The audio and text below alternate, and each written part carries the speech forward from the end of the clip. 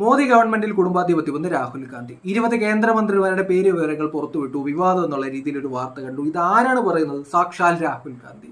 ഞാൻ ആദ്യമേ ഈ രാഹുൽ ഗാന്ധിയുടെ സ്റ്റേറ്റ്മെന്റ് കേട്ടപ്പോൾ ഞാൻ വിചാരിച്ചത് ഇത് സെൽഫ് ഗോളോ സെൽഫ് ട്രോളോ വല്ലതായിരിക്കും.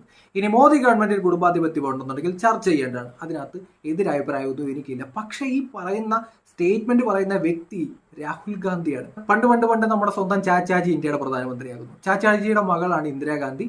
അതിനുശേഷം പിന്നെ പ്രധാനമന്ത്രിയാകുന്നു. ഇന്ദിരാഗാന്ധിയുടെ മകൻ രാജീവ് ഗാന്ധി ഒരു വൈലറ്റ് ആയിരുന്നു, പുള്ളിക്കാരനെ ഡയറക്റ്റ് വിളിച്ചുകൊണ്ട് വന്നിട്ട് ഇന്ത്യയുടെ പ്രധാനമന്ത്രിയാക്കുന്നു. രാജീവ് ഗാന്ധിയുടെ വൈഫ് സോണിയാഗാന്ധി ഇന്ത്യൻ നാഷണൽ കോൺഗ്രസിന്റെ പ്രസിഡന്റ് ആവും നീണ്ട കാലഘട്ടങ്ങൾ. ഈ സോണിയാഗാന്ധിയുടെ മകനാണ് രാഹുൽ ഗാന്ധി. ഈ നൂല് കെട്ടി ഇറക്കാന്നൊക്കെ പറയില്ലേ, അതുപോലെ ഇന്ത്യൻ നാഷണൽ കോൺഗ്രസിന്റെ പ്രസിഡന്റ് ആവുന്നു, കോൺഗ്രസിന്റെ പ്രധാനമന്ത്രി സ്ഥാനാർത്ഥി വരെ ആവുന്നു. ഇതുവരെ ഒരു ബൂത്തിൽ പോയി പ്രവർത്തിച്ചിട്ടില്ല, അല്ലെന്നുണ്ടെങ്കിൽ കോൺഗ്രസിന്റെ ലേഖലേഖ 10 വീട്ടിൽ പോലും വിതരണം ചെയ്തിട്ടില്ലാത്ത ഒരു വ്യക്തിയൊക്കെ വന്നിട്ട് പ്രധാനമന്ത്രി സ്ഥാനാർത്ഥി വരെ ആവുന്നു. എങ്ങനെ? നെഹ്റു